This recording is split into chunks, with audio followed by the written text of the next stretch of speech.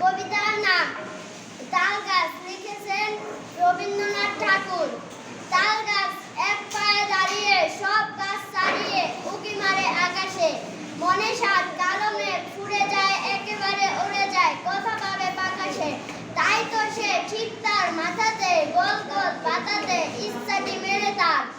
আজকে আমি একটি কবিতা বলবো। কবিতার নাম তাল গাছ, লিখেছেন রবীন্দ্রনাথ ঠাকুর।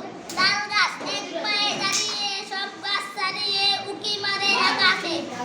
মনে সাত কালো মেঘ